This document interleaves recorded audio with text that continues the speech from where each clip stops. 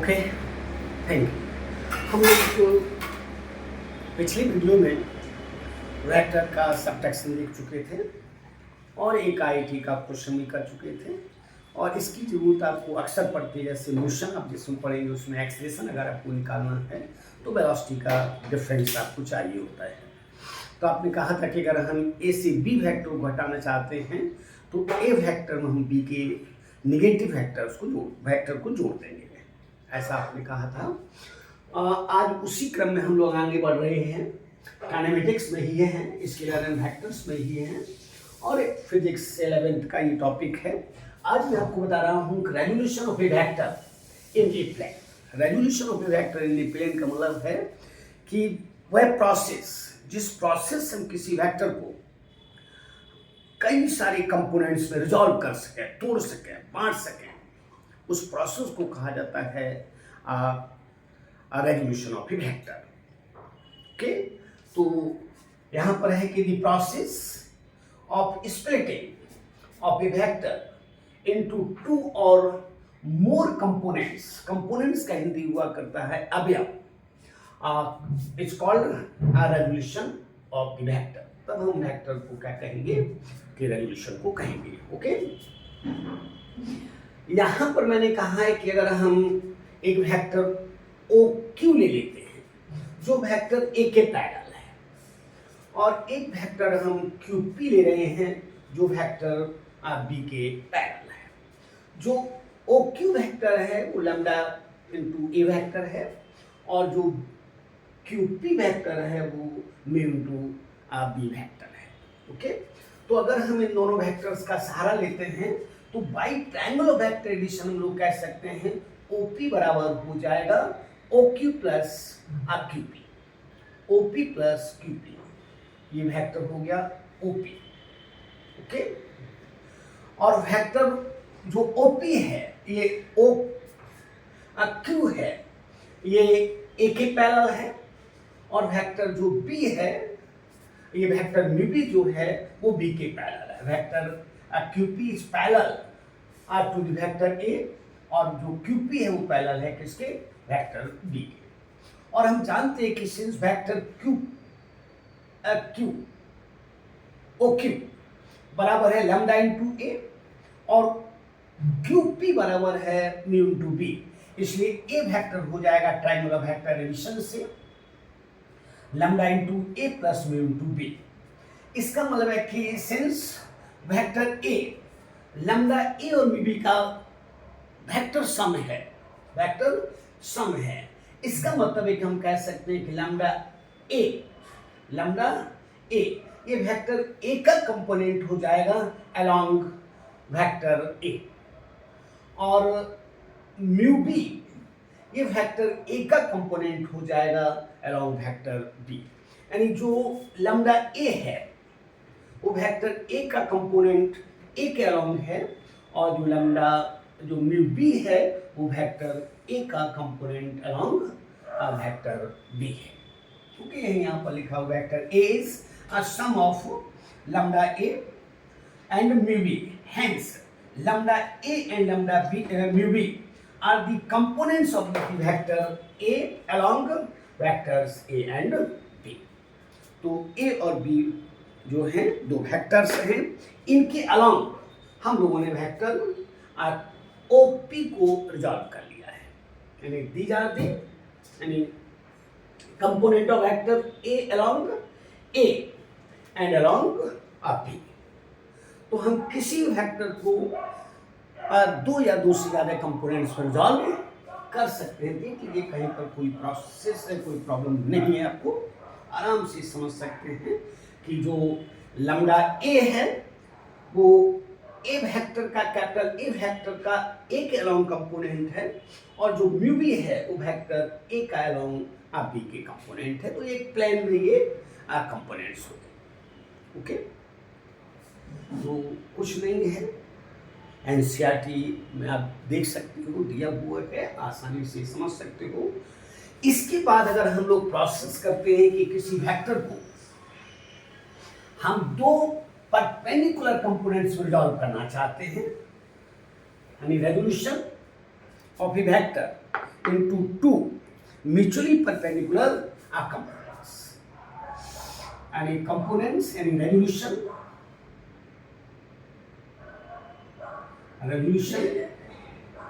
of a vector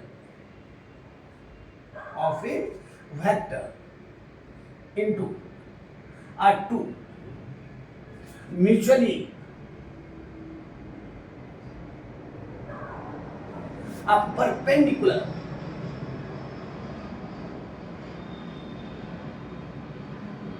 mutually perpendicular components. Mutually perpendicular components. अगर हम mutually perpendicular component कहना चाह रहे हैं तो सबसे अच्छा है कि हम वेक्टर को x और y के अलोंग रिजॉल्व कर लें, क्योंकि x और y भी म्यूचुअली परपेंडिकुलर है। तो हम आराम से इस बात को कह सकते हैं it is convenient to resolve a vector along x-axis and y-axis, x-axis and y-axis। ध्यान रखिएगा ये दोनों ही एक दूसरे की म्यूचुअली परपेंडिकुलर है, x-axis and y-axis। Okay, x-axis and y-axis, इसको मैंने हटा दिया है। Okay, x-axis and y-axis। तो अगर हम इसको y-axis कह देते हैं, ये y-axis है, और इसको मैंने x-axis कह दिया है, ये x-axis है, और एक वेक्टर है, ये वेक्टर है जिसको हम रिजॉल्व करने की कोशिश करेंगे। ये x-axis है और ये y-axis है, ये x-axis और ये y-axis है, और ये वेक्टर है ओ ए मान लेते हैं, जो कि वेक्टर ए है, ठीक है ना। तो मान लेते हैं कि let vector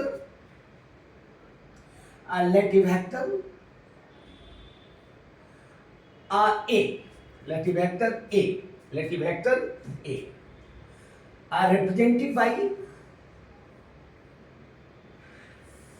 are represented by OA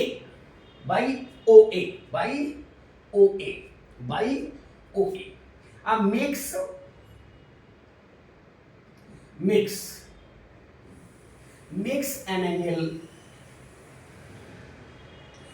theta with x-axis,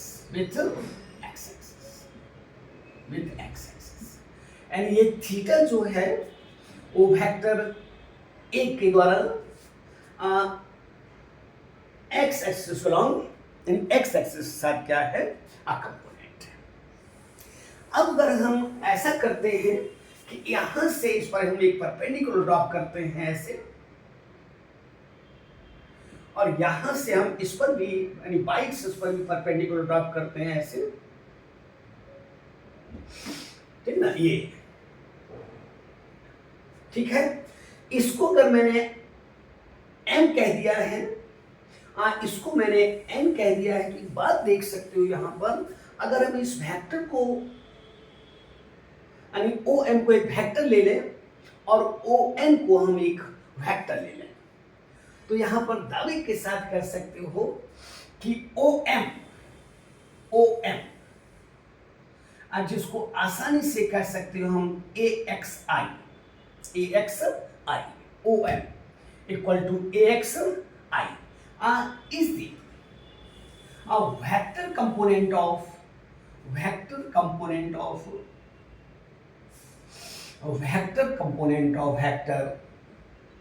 A along x-axis,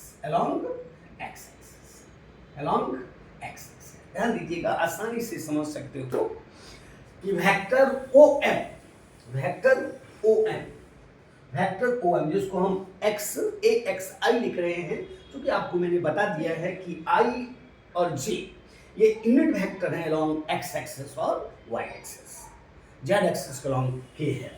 तो A X I is the vector component of vector A along X axis, along X axis, यानी A X I vector component है किसका, ए का along X axis. उसी तरह से हम कह सकते हैं O N, O N equal to लिख सकते हैं A by J, A by J is the vector component of vector component of vector a along a y axis, along y axis, okay. तो ए एक्स आई इसका मतलब है कि जो ए x है ये मैग्नीट्यूड है ओ एम का अलोंग एक्स एक्सिस, जो कंपोनेंट उसका मैग्नीट्यूड है, और ये ए बाई भी मैग्नीट्यूड है, ओके। तो A by is the vector component of vector A along Y axis, along Y axis. तो आप दावे के साथ यहां पर कह सकते हो कि ए बराबर हो जाएगा, यानी ओ ए बराबर हो जाएगा, ओ ए बराबर हो जाएगा ओ एम और प्लस ओ एन, और ओ एम आपके पास ए एक्स आई है और ओ एम आपके पास ए बाई जे है, ए बाई जे है। तो ये वेक्टर कंपोनेंट्स हो गए किसके, वेक्टर ए के along X axis and Y axis. देख लीजिए, आसानी से समझ सकते हो, कहीं कुछ नहीं है। आपने कहा है कि हम कॉन्वेंट है कि अगर हम किसी वेक्टर को अलोंग एक्स एक्सिस और वाई एक्सिस रिजॉल्व करते हैं, ऐसे तो कोई भी डायरेक्शन हो सकती है म्यूचुअली परपेंडिकुलर, ओके। तो वेक्टर ए ले लिया है, जो जिसको कि आपने ओ ए से प्रेजेंट किया है, तो जो कि एक्स एक्सिस के साथ थीटा एंगल बना रहा है, ये थीटा है जो कि वेक्टर ए के द्वारा एक्स एक्सिस के साथ एंगल है। तो आप देख लीजिए, कहीं कुछ नहीं है, ओके। अब मैं इसको हटा रहा हूं, इसको मैं, अब यहां पर अगर हम ट्रिग्नोमेट्री का सहारा लेते हैं, ट्रिग्नोमेट्री का सहारा लेते हैं, तो यहां पर कह सकते हैं इस राइट एंगल ट्रायंगल से देखा जाए, इस राइट एंगल ट्रायंगल से देखा जाए, तो यहां पर ये बेस है, और बेस हमेशा कॉस में आता है। बेस यानी आधार बटे कर्व, ये ए जो वेक्टर हो जाएगा वो कर्व हो जाएगा, आधार बटे कर्व। तो यहां पर हम लोग आसानी से कह सकते हैं कि since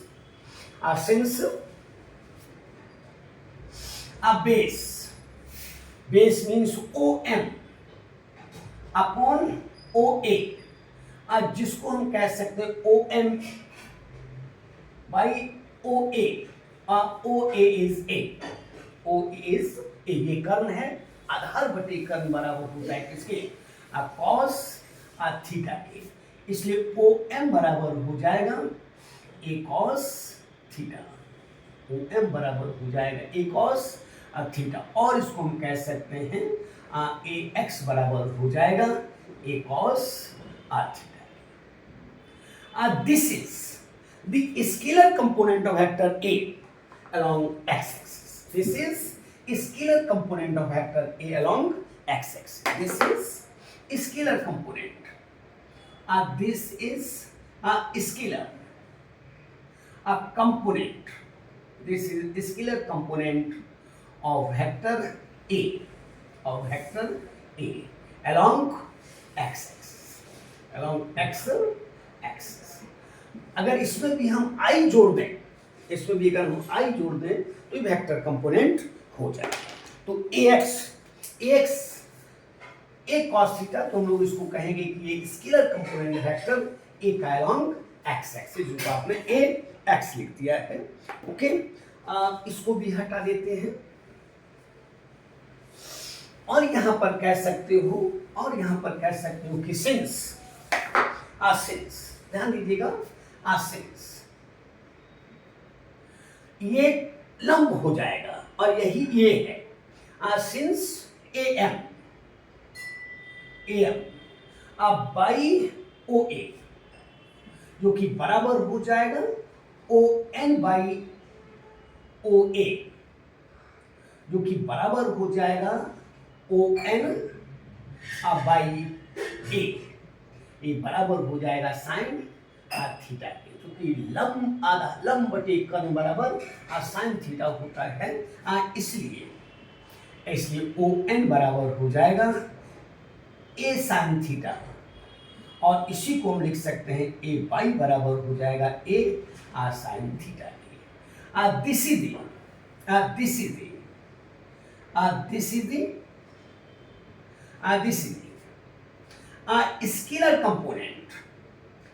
scalar component, this is the scalar component of vector A along a y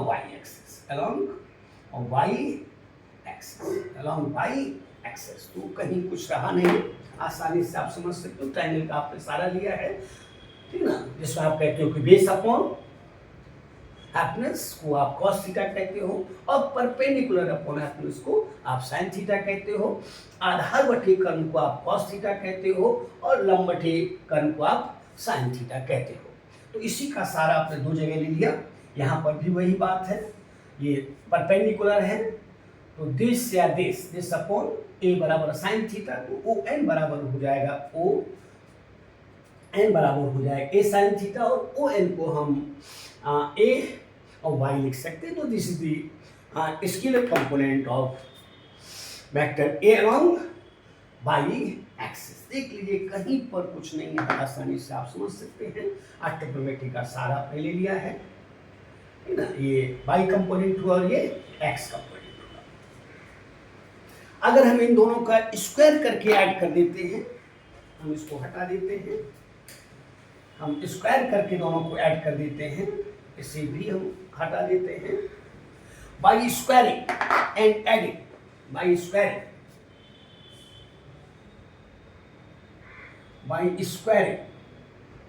and adding equations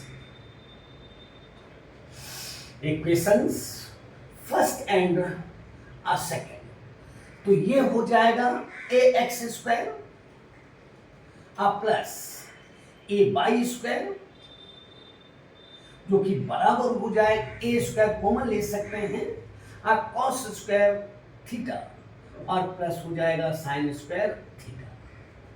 ध्यान दीजिएगा कि A X square plus A by square, जो कि बराबर हो जाएगा, इसमें ए कॉमन है, इसमें भी ए कॉमन है, तो sign square theta plus cos square theta plus sign square theta. तो मैंने स्क्वायर कर दिया है और जोड़ दिया है। अब इसको हम हटा देते हैं, ओके। हम इसको लिख सकते हैं, इसको भी हटा देते हैं। हम जानते हैं कि since sign square theta plus cos square theta बराबर 1 होता है, since sign square theta plus cos square theta ये बराबर 1 होता है, इसलिए ए बराबर हो जाएगा, इसलिए ए स्क्वायर बराबर हो जाएगा A X square plus A Y square, और यहाँ से कह सकते हैं ए बराबर हो जाए, जो कि मोड ऑफ ए है, ए हो जाएगा अंडर रूट ए एक्स स्क्वायर प्लस ए वाई का स्क्वायर। तो देख रहे हो कुछ रहा नहीं। और इसी तरह से अगर हम सेकंड इक्वेशन में डिवाइड कर दें by dividing equation second by equation first, तो यहाँ पर निश्चित रूप से आप कह सकते हो कि tan थीटा बराबर हो जाएगा ए बाई बाई ए एक्स की, क्योंकि साइन थीटा, ठीक है ना, और cos थीटा ए कट जाएगा, और यहाँ से कह सकते हो थीटा इक्वल टू हो जाएगा tan inverse A by by A x के। तो देख रहे हो कि हम अगर किसी वेक्टर को हमको दिया गया है तो हम उसके दोनों कंपोनेंट्स अगर हमारे पास है तो उसके मैग्नीट्यूड्स को भी निकाल सकते हैं और उसने एक्स एक्सिस के साथ कितना एंगल बनाया है उसको भी हम निकाल सकते हैं। और ये एक तरह से देखा जाए तो फर्स्ट क्वाड्रेंट है, और फर्स्ट क्वाड्रेंट में दोनों ही कंपोनेंट्स पॉजिटिव हैं, दोनों ही कंपोनेंट्स पॉजिटिव। तो इस तरह से कोई भी वेक्टर आपको मिला है, दिया गया है, हम उसको आसानी से लिख सकते हैं। जैसे आपने लिखा ओ ए, ये हो जाएगा, ये हो जाएगा ए एक्स कॉस थीटा आई, ये हो जाएगा A cos theta I, A cos theta I, A cos theta आई, और प्लस हो जाएगा ए साइन थीटा जी। ये इसको हम लिख सकते हैं, ए बराबर लिख सकते हैं A X I plus A by J. तो फर्स्ट क्वाड्रेंट में जैसे हमने कहा आपसे कि ए equal to 3i plus 4j, तो इसका मैग्नीट्यूड 5 हो जाएगा। तो जो फर्स्ट क्वाड्रेंट है उसमें दोनों ही कंपोनेंट्स पॉजिटिव होते हैं।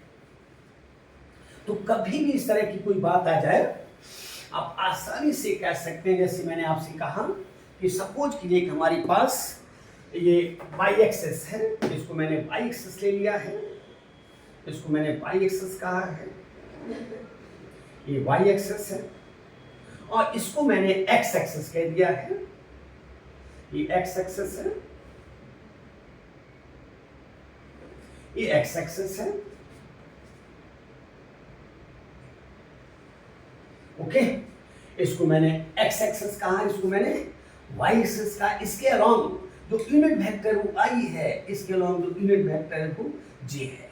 तो अगर ये वेक्टर हमारे पास है a और ये एंगल थीटा है, तो आसानी से हम कह सकते हैं कि ये हो जाएगा a cos थीटा, और इसके परपेंडिकुलर हो जाएगा, इसके परपेंडिकुलर हो जाएगा a sin थीटा, इसके परपेंडिकुलर हो जाएगा a sin थीटा।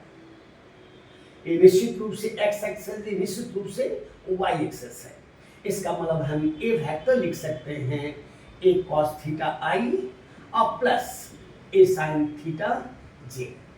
तो फर्स्ट क्वाड्रेंट में दोनों ही कंपोनेंट्स आप देख रहे हो कैसे हैं, पॉजिटिव है। लेकिन यही वेक्टर अगर सेकंड क्वाड्रेंट का है, ऐसे है, सपोज कीजिए कि वेक्टर b है और ये एंगल मान लेते हैं कि थीटा है। ओके, ये बाई डैश है, ये एक्स डैश, इसको हम एक्स डैश कह सकते हैं, ये थीटा है। इस पर अगर हम परपेंडिकुलर डालते हैं ऐसे, ये हो जाएगा बी कॉस थीटा, और इस पर अगर हम परपेंडिकुलर डालते हैं तो ये हो जाएगा, ये बाई है, ये हो जाएगा बी साइन थीटा। ओके, इसका मतलब है कि हम बी लिख सकते हैं माइनस बी कॉस थीटा आई और प्लस बी साइन थीटा जी। इसका मतलब सेकंड कंपोनेंट, यानी सेकंड क्वाड्रेंट में एक्स जो कंपोनेंट है वो निगेटिव है, वेक्टर जो कंपोनेंट निगेटिव है, और बाई कंपोनेंट्स पॉजिटिव है।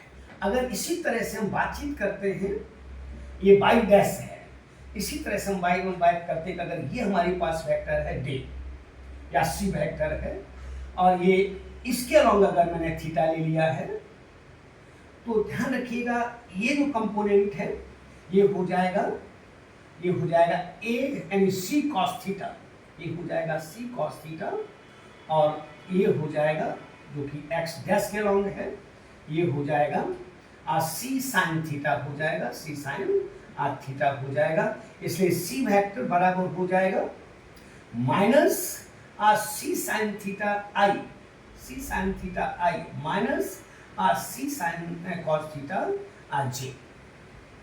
जे हो जाएगा, ये बाई डैश है। तो आप देख रहे हो कि जो यानी थीटा के अलोंग हमेशा कॉस होना चाहिए, क्योंकि ये बेस बनता है, और उसके परपेंडिकुलर हमेशा साइन रहना चाहिए, ये परपेंडिकुलर होता है। ओके, दिस अपॉन दिस हो जाएगा। तो इसमें दोनों ही कंपोनेंट्स कैसे हैं, निगेटिव है। और अगर इसी तरह से मैंने आपसे कहा कि कोई वेक्टर यहाँ पर है, यहाँ पर है, और ये डी वेक्टर है, थीटा किसी के अलोंग ले सकते हो, जैसे कि ये एक्स एक्सिस को मैंने ले लिया थीटा, तो इसका इस साइड में जो कंपोनेंट है वो हो जाएगा डी कॉस थीटा, और इस साइड का जो कंपोनेंट है वो हो जाएगा डी साइन थीटा हो जाएगा। इसका मतलब है कि डी इक्वल टू हो जाएगा डी कॉस थीटा आई, डी कॉस थीटा आई, और माइनस डी साइन थीटा जी। आप देख रहे हो कि फर्स्ट जो क्वाड्रेंट है, जो फर्स्ट क्वाड्रेंट है उसके दोनों कंपोनेंट्स पॉजिटिव हैं। जैसे मैंने अगर कह दिया कि ए बराबर, जैसे मैंने कहा कि ए बराबर 3i प्लस 4j, एक्चुअली ये कंपोनेंट, ये वेक्टर फर्स्ट क्वाड्रेंट का है। और अगर मैंने आपसे कहा कि b equal to minus 3i और प्लस 4j, एक्चुअली ये कंपोनेंट्स, ये वेक्टर सेकंड क्वाड्रेंट का है। अगर मैंने आपसे कहा कि c equal to minus 3i और माइनस 4j, ये वेक्टर अब थर्ड कंपोनेंट का है। और मैंने आपसे कहा कि d इक्वल टू का 3i और माइनस 4j, ये कंपोनेंट फोर्थ क्वाड्रेंट का है। तो आप देख रहे हो कि फर्स्ट क्वाड्रेंट में दोनों ही कंपोनेंट्स कैसे हैं, पॉजिटिव हैं। सेकंड में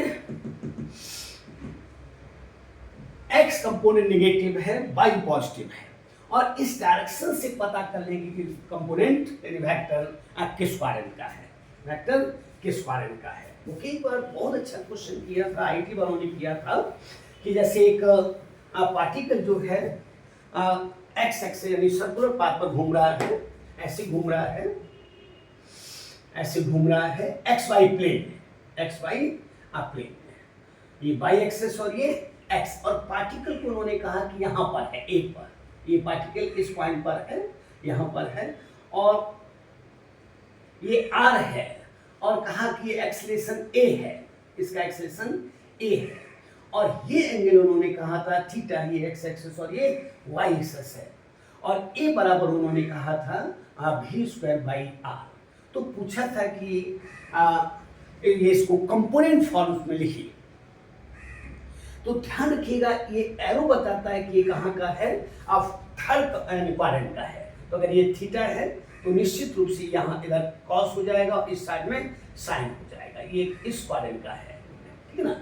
तो यहाँ पर a बराबर हो जाएगा माइनस ए कॉस थीटा आई और माइनस ए साइन थीटा जी। अच्छा क्वेश्चन है, हो सकता है कि नीट 26 में कर दे। और ए का मान मुझे मालूम था v square by R cos theta I minus v square by R sine theta जी।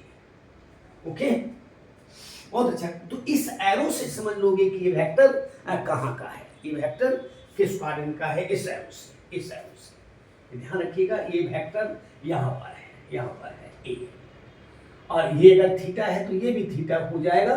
तो इसका ये वाला जो कंपोनेंट है वो ए कॉस थीटा हो जाएगा, और ये वाला जो कंपोनेंट है वो ए साइन थीटा हो जाएगा, ये साइन थीटा हो जाएगा। ओके, क्योंकि ये थीटा है तो ये भी थीटा हो जाएगा, ये थीटा है तो इसके दोनों कंपोनेंट्स नेगेटिव होंगे, क्योंकि वेक्टर थर्ड क्वाड्रेंट का है, वेक्टर थर्ड क्वाड्रेंट का। ध्यान रखिएगा, हो सकता है कि यहाँ पर कर दे, ऐसे ले लेगा तो फर्स्ट क्वाड्रेंट का हो जाएगा, अगर ऐसे ले लेगा तो फोर्थ क्वाड्रेंट का हो जाएगा, और ऐसे ले लेगा तो सेकंड क्वाड्रेंट का हो जाएगा।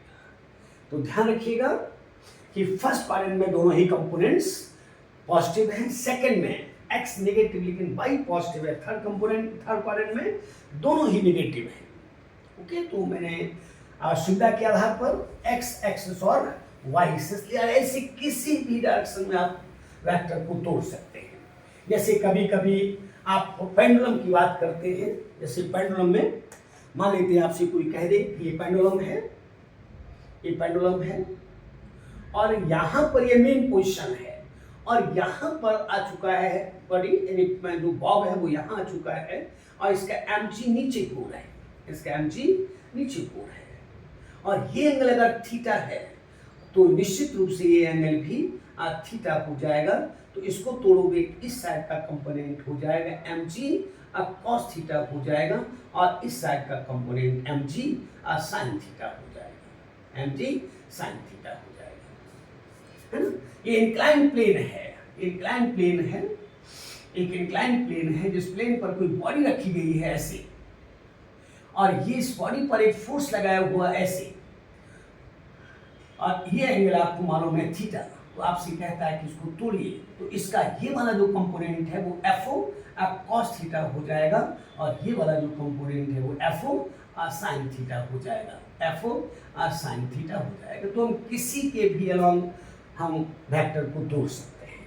जैसे अगर हम इसको अल्फा ले लेते हैं, इसको हम अगर अल्फा ले लेते हैं, अगर ये अल्फा है तो इसका एम जी नीचे की ओर है, इसका एम जी नीचे की ओर है, अगर इसका मास हम एम मान लेते हैं, तो अगर ये अल्फा है तो ये भी अल्फा हो जाएगा, तो इसका इस साइड में कंपोनेंट हो जाएगा एम जी कॉज अल्फा, और इस डायरेक्शन में हो जाएगा M G sine alpha, M G sine alpha.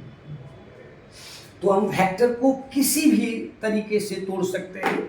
जैसे आप देख रहे हो कि यहाँ पर हमने इस डायरेक्शन में तोड़ा है, ये थीटा है, तो थीटा का लॉन्ग हमेशा कॉस आता है और उसके परपेंडिकुलर साइन आता है, थीटा का लॉन्ग कॉस आता है उसके परपेंडिकुलर साइन आता है, थीटा का लॉन्ग कॉस आता है उसके पर थीटा के साथ जो भुजा है वो बेस होती है, ये वाली बेस है, इसमें कॉस थीटा आता है और इसमें साइन थीटा आता है, देख रहे हो। तो किसी भी तरीके से हम वेक्टर को तोड़ सकते हैं, कहीं भी कोई भी वेक्टर हो। जैसे आपसे मैंने कहा कि सपोज कीजिए कि वेक्टर इस तरह का है, वेक्टर इस तरह का है, ये वेक्टर P है, और कोई आपसे कह दे कि जरा बताओ तो कि इसका इस तरफ और इस तरफ कंपोनेंट क्या होगा, तो अगर ये थीटा है तो ये हो जाएगा B cos थीटा, और ये हो जाएगा B sin थीटा हो जाएगा।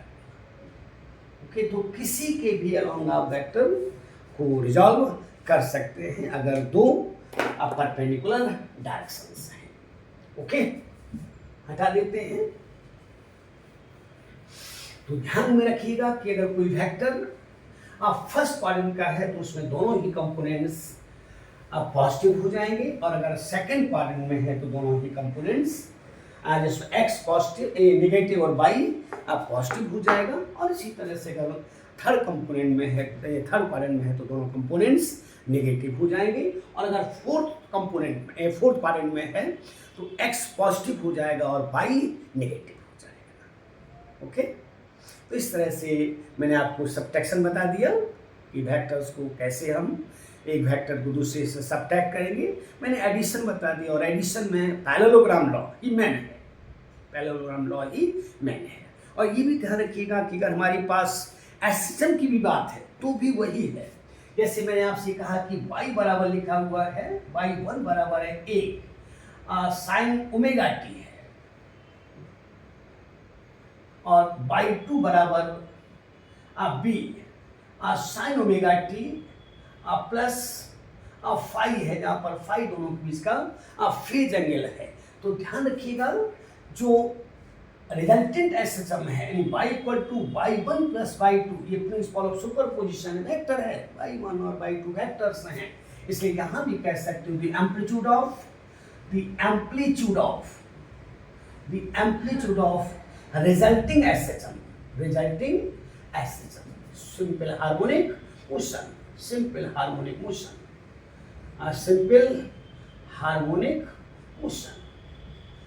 harmonic motion। यहाँ पर ये a बराबर हो जाएगा under root a square plus b square plus 2ab cos phi के, जहाँ पर phi दोनों के बीच का फेज एंगल है। तो एकदम वेक्टर की तरह ही यहाँ पर भी आप देख सकते हो, जो वास्तव में वेक्टर ही है कि ये जो y1 और y2 है ये वेक्टर्स हैं, ये डिस्प्लेसमेंट अलोंग पार्टिकल का y एक्सिस है, ये भी y एक्सिस है, तो y the principle of superposition हम ऐसा लिख सकते हैं। और जैसे अगर हम कहीं भी, जैसे मैंने आपसे कहा कि ये y इक्वल टू लिखा हुआ है 5 साइन ओमेगा टी और plus under root 3 cos omega T, और मैंने आपसे कहा कि बताइए कि रिजल्टिंग वेव एसएचएम का एम्पलीट्यूड क्या होगा, तो इस तरह का सेम बात है। अगर हम इसको इसके साथ करें तो 5 साइन ओमेगा टी और प्लस 5√3 कॉज ओमेगा टी। और ध्यान रखिए कॉज आगे है 90 डिग्री किससे, साइन से, तो यहाँ पर जो a है वो बराबर हो जाएगा √5² प्लस 5√3 का होल स्क्वायर, जिसको कि आप कह सकते हो ये tan हो जाएगा। तो इस तरह के क्वेश्चंस भी आपको मिल जाया करते हैं। तो जैसे आप फैक्टर्स में किए हैं वही काम यहाँ भी कर सकते हो। ध्यान ही रखना है कि यहाँ पर फाई जो है फाई इज फेज डिफरेंस, ये फेज डिफरेंस कहलाता है, phase difference between two simple harmonic motions, between two simple harmonic motion, two simple harmonic motion, harmonic motion. अब देख रहे हो कुछ नहीं था, दो हार्मोनिक मोशंस के बीच का ये फेज डिफरेंस है। और एकदम आइडेंटिकल अगर आपसे कोई कह दे वेव की बात होती माइनस ओमेगा टी है, और यहां पर ओमेगा टी माइनस के एक्स कह दे, ये वेव की इक्वेशन हो जाती माइनस के एक्स प्लस फाइव कह दे, तो एकदम आइडेंटिकल है। जहां पर five is phase difference between two waves हो जाएगा, बिटवीन टू वेव्स हो जाएगा। तो यहां भी आप कह सकते हो कि resulting amplitude of resulting wave एकदम आइडेंटिकल हो जाएगा, यही हो जाएगा। ओके, इसी तरह का हो जाएगा। और ये काफी आपको जरूरत है जब आप इंटरफ्रेंस वगैरह पढ़ेंगे तो इसकी आपको जरूरत पड़ती है। आप जानते हैं कि सिंस इंटेंसिटी ये सीधा समानुपाती होती है एम्पलीट्यूड का स्क्वायर, एम्पलीट्यूड का स्क्वायर। ओके, तो यहां पर हम लिख सकते हैं अगर स्क्वायर कर दें तो ये हो जाएगा I बराबर हो जाएगा इसकी जगह I1 प्लस इसकी जगह I2 और plus 2 √I1 into √I2 into cos of 5। इस तरह के इक्वेशन हम लोग वेव्स वगैरह में आप पढ़ा करते हैं। ओके, तो ध्यान रखिएगा कि ये भी डिस्प्लेसमेंट है, ये भी डिस्प्लेसमेंट है। तो प्रिंसिपल ऑफ सुपरपोजिशन से हम y इक्वल टू लिख सकते हैं y1 प्लस y2 लिख सकते हैं, और हम इससे रिजल्टेंट वेव का एम्पलीट्यूड भी निकाल सकते हैं। ओके, तो हम लोगों ने बहुत सारा काम कर लिया। ध्यान रखिएगा कंपोनेंट्स में कभी भी आपको तोड़ना हो तो थीटा जिसके साथ आकर थीटा उसके अलोंग कॉस हो जाएगा और उसके परपेंडिकुलर साइन हो जाएगा। ओके, तो आपको अपने साथियों से कहिए ये चैनल जो है सब्सक्राइब करेंगे, अच्छा रहेगा, जिससे कि मुझे खुशी होती है। Okay, thank you.